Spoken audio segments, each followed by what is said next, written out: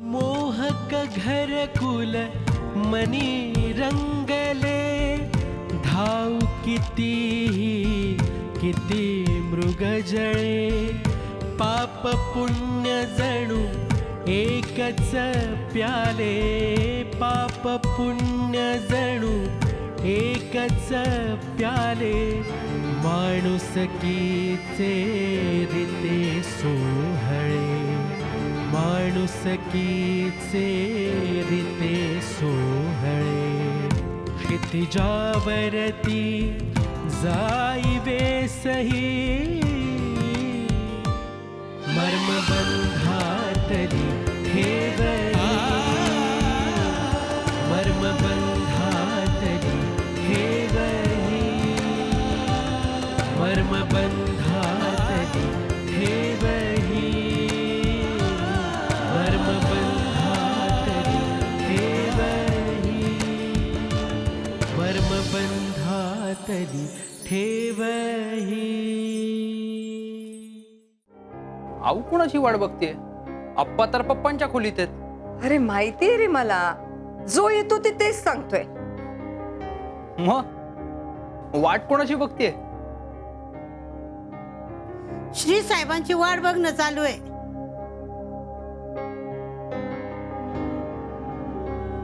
मी लिहून देते बघा. मध्याह्न रात उलटून गेली ना तरी ते काही येत नाही. स्वप्निता म्हणत होती की तिकडे बेंगलोरला भाषेची अडचण आहे, पण तिला फोन कर आणि तिला म्हणावं की इथे काही वेगळं नाहीये. म्हणजे अडचण भाषेची नाहीये,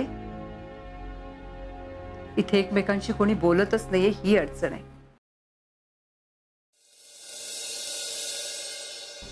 हे समजा त्या डोमकावळ्याचंच काम असणार.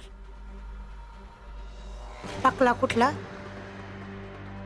पक्का कट कारस्थानी हाय त्यो. मावशी कोणाविषयी बोलताय तुम्ही? ज्याच्या घरी नेलं त्याच्याविषयीच बोलतीये. पाताळ यंत्री आहे, पक्का पाताळ यंत्री. समजा कारस्थान त्याचंच आहे, मी सांगते बघा. पण तुम्हाला एक खात्री आहे का की हे सगळं त्यांनीच केलं असेल? त्याच्याशिवाय कोण दुसरं करणार आहे? तोच सगळ्याचं कारस्थान आहे बघा.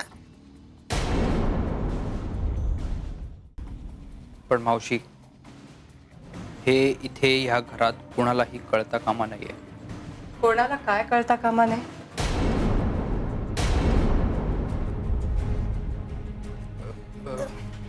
मला काही माहित. एक मिनिट नलू, काय म्हणताय? गुप्तहेर नलू मावशी?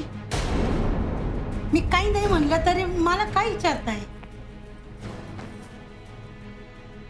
हे बघ नलू,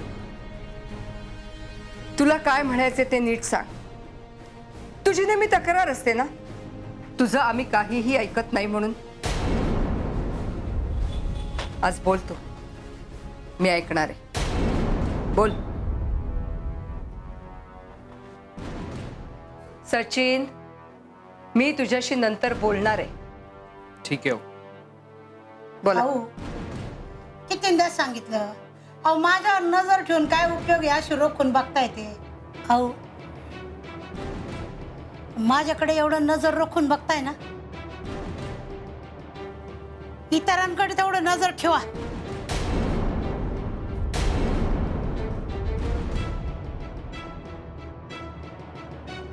अहो तुम्ही ने आप्पा या घरातले मोठे आहेत ना, मग मोठ्यांनी लहानांचा हात धरायचा असतो, येळ पडली तर कान बी पकडायचा असतो. पण तुम्ही दोघं बी बसले आपल्या हातावर हात देऊन, आणि त्या आपल्याला काही खपत नाही बघा. नाही,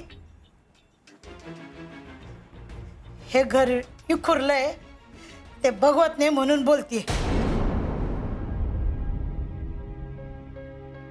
याचं तोंड त्या दिशेला, त्याचं तोंड त्या दिशेला, कोणाचा पायपोस कोणात नाही.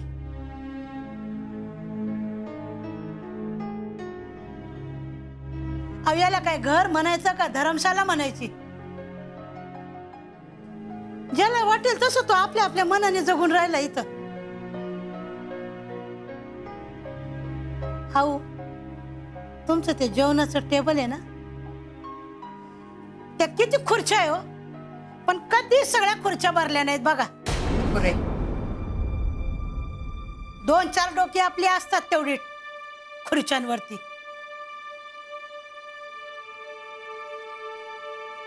अहो कसं काय तुम्हाला हे समजा बघवतं? पुरे पुरे म्हटलं ना, बोल म्हटलं तर आपली बोलतच सुटलीये.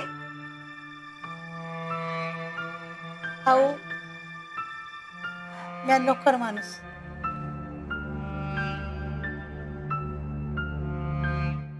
आपलं काम करावं निमूट राहावं समजतंय हो मला. पण काय तुमच्याबद्दल आपणबद्दल लय आदर वाटतो बघा. तुम्हाला पान केळी काय ते तंबाखू मी जे जे काय करायची समध्या सवयी सोडल्या मी. तुम्हाला आवडत नव्हतं म्हणून आणि तुमचा आदर वाटतो म्हणून. सचिनराव, घरातल्या मोठ्यांचा ना आदर ठेवायचा असतो, आदर.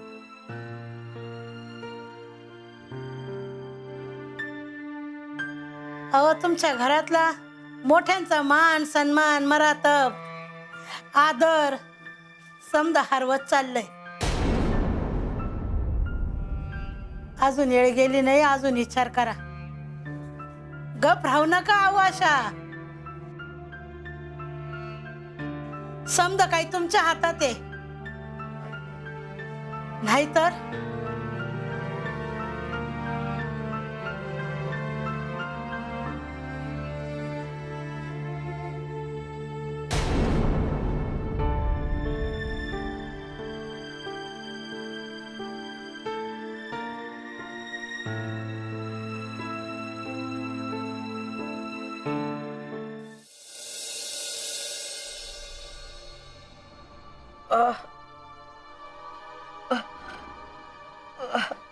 आई. ओम अरे काय होतंय? ओम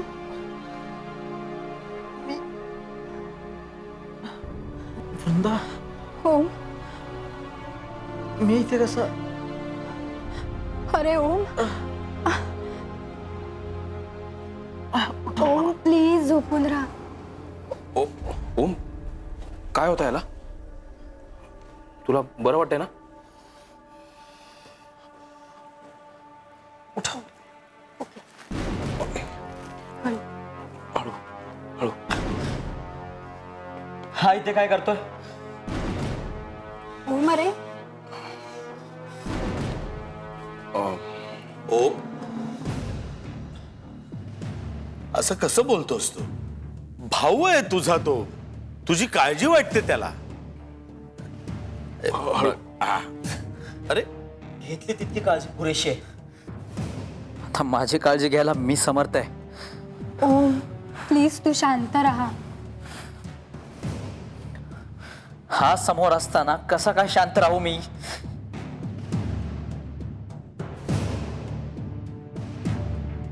सॉरी, तुला त्रास दिला. अरे हा काय वेडेपणा श्री, कमाल करताय तुम्ही. तुम्ही दोघं असे वैरी असल्यासारखे का वागताय रे? अंकल, काही गोष्टी आपल्याला बदलता येत नाही.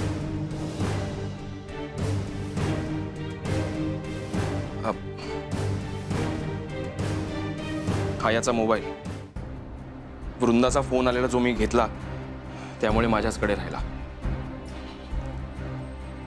ओम आज श्री जर वेळेवर आला नसता ना, तर तू आम्हाला कोणत्या कंडिशन मध्ये सापडला असतास काही सांगता येत नाही. तू बरा नेमक्या वेळेत तिथे पोहोचलास. अरे मी जखमी होणार, माझ्यावर हल्ला होणार हे तुला आधीच माहिती होतं का?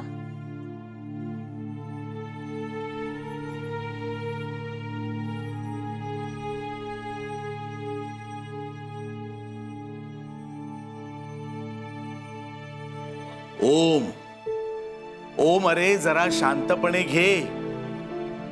आभार मान, त्याचे आभार मान. आणि हा समज गैरसमजाचा खेळ आता थांबवा बरं का. बास झाला.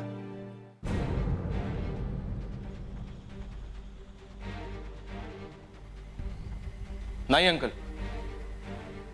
आता नाही थांबणार आहे. अरे श्री, नाही, कारण आता आम्ही दोघं ओपनली एकमेकांना स्वीकारू शकणार नाही आहोत.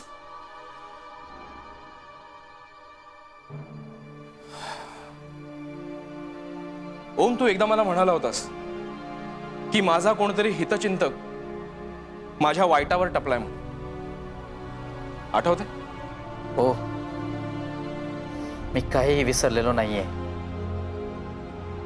जे मी बोललो ते पण, आणि जे तुम्ही माझ्याशी वागलात ते पण. मग कोण आहे ते हितचिंतक? आणि जर मला त्यांच्यापासून धोका असेल तर हे तुझ्या बाबतीत घडलेलंही त्यांनीच घडवून आणलं नसेल कशावरून? अरे भलत्या वेळेला भलते कसले विचार करताय रे तुम्ही? नाही अंकल, मला कळू दे कोण आहे ते हितचिंतक. श्री, याला आरामाची गरज आहे रे. वृंदा, तो जखमी झालाय म्हणून तुला त्याच्या जखमा दिसतायत, आणि मी आज इथे महिना दीड महिना तळमळतोय. माझ्या जखमा नाही दिसत कोणाला?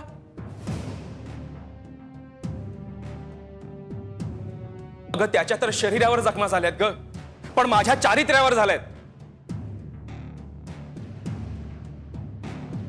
त्याच्या ह्या जखमा 8 दिवसात भरून निघतील, पण माझ्या जखमांचं काय?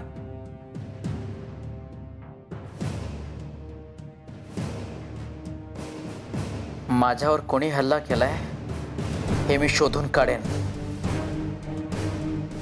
अरे ए बाबा, तू तुझ्या हल्लेखोरांना शोध. अरे मग तुला माहिती असेल तर तू सांग ना. यू नेव्हर नो की आपल्या दोघांवर हल्ला करणारी व्यक्ती एकच असेल. काय अंकल? हा? हो हो हो, होऊ शकेल.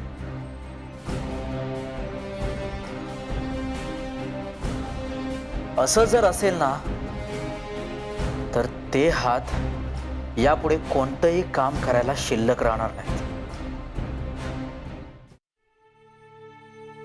अरे पण जर तू इतकंच त्यांना ओळखतोयस तर मला त्या हातांची कल्पना का देत नाहीयेस?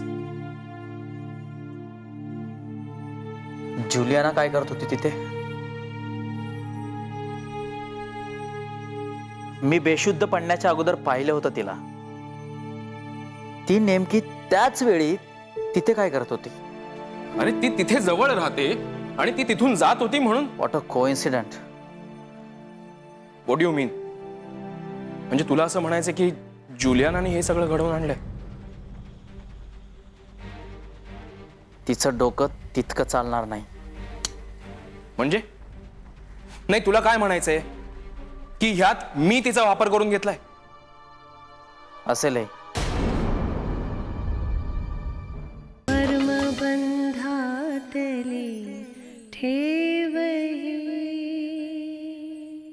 हल्लेखोर कोणीतरी सांड होता. या क्षेत्रातला तरबेज होता तो. त्याने एकही संधी मला सेल्फ डिफेन्सची दिली नाही. जुलियानाने त्याला माझ्यापर्यंत पोहोचण्यासाठी हेल्प केली असेल.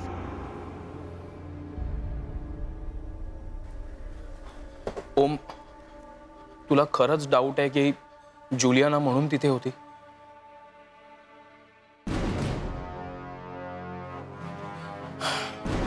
ठीक आहे, मग मी जुलियानाला उद्याच तुझ्या समोर आणून उभा करतो. का? का हेल्प करतोयस? हा? जे मला हेल्प करून तुला स्वतःची पोळी भाजायची आहे का?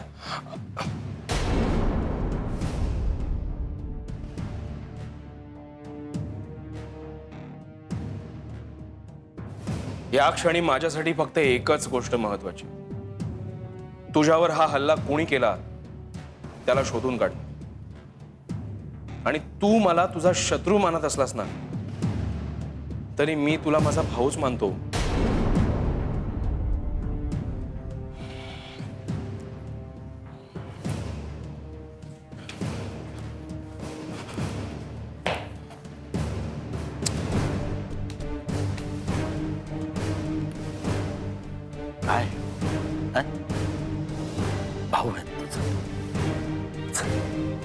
शांत.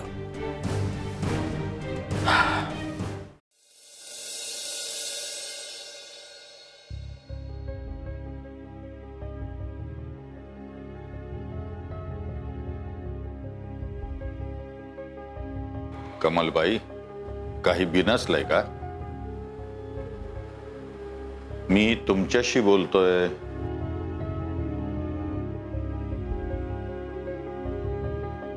हे नलू जरा जास्तच बोलते असं नाही वाटत तुम्हाला?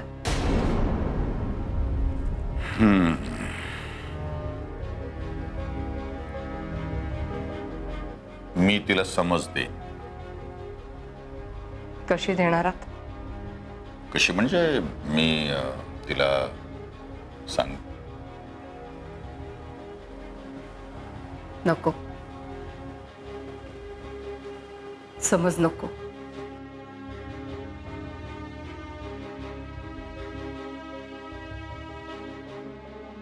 खरं म्हणजे मला असं वाटतं की आपणच समजून घ्यायला हवं.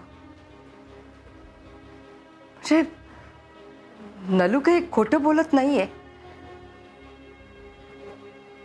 मला पटलंय की घराच्या बाबतीत आपणच थोडंसं निष्काळजीपणाने वागलो.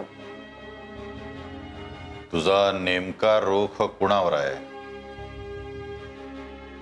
आपल्या घरातल्या तुमच्या 2 कर्तृत्ववान मुलांवर. बा मग आपण नेमका काय उपाय करावा? त्यांना आवर घालायला हवा. ते जे बेशिस्तपणे वागतात ना, ते थांबवायला हवं. त्यांना शिस्त लावायला हवी. त्यांना सांगायला पाहिजे की तुम्ही घरात राहता ते घरातल्यासारखे राहा, पेइंग गेस्ट सारखे नाही. त्यांना आपण शिस्त लावू, आपण टाइम टेबल आखून देऊ आणि त्यांना असं सांगू की घरातला थोडा वेळ त्यांनी घरच्यांबरोबर घालवायला पाहिजे. असं मुलांना सांगायचं. हो. वा, आपल्या मुलांना वेळापत्रक आखून द्यायचं. वेळापत्रक हे शाळेत जाणाऱ्या, कॉलेजात जाणाऱ्या मुलांना आखून दिलं जातं.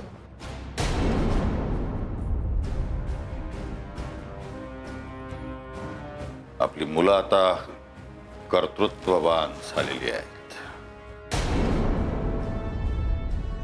या जगाच्या स्पर्धेमध्ये ती इतकी रमलेली आहेत की त्यांना आपल्या घरात वेळ द्यायला वेळ नाहीये.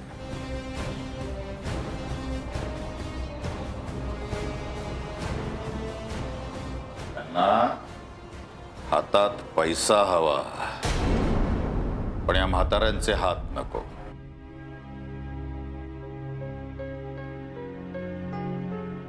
कर्मबंधातली ठेवही.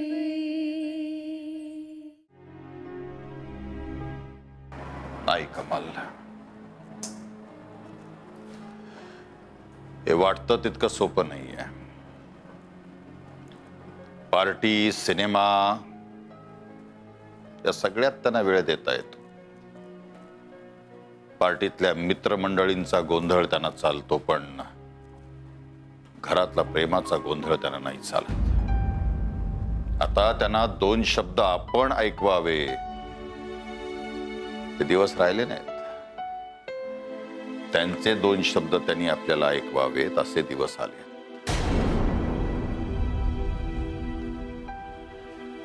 कमाल, वातावरणात बदल झाला, ऋतू बदलले की आपण आपल्या राहणीमानामध्ये फरक नाही का करत? करतो ना. हिवाळ्यामध्ये मफलर गुंडाळतो, स्वेटर घालतो. पावसाळ्यामध्ये रेनकोट, छत्री आणि उन्हाळ्यामध्ये टोपी आणि सुती कपडे. किती बरं वाटतं. आज ऐका, आपल्या मुलांच्या कला नाही घ्यायला. उन्हाळ्यामध्ये जर तुम्ही मफलर आणि स्वेटर गुंडाळून राहिलात तर जीवाची तगमग आपलीच होईल, लाही लाही होईल, घुसमट होईल आपली.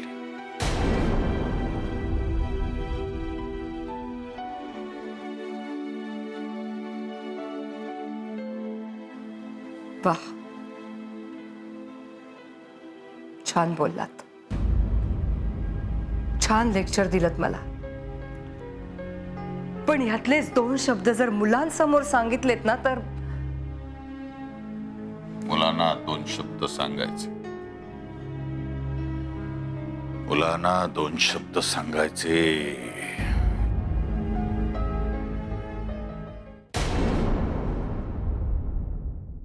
त्या सिन्हांबरोबर मीटिंग आहे आपली आज. आला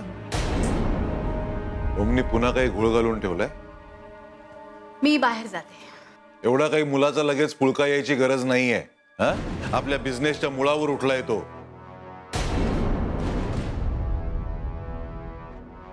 रोज काही ना काहीतरी नवीन कुरापती.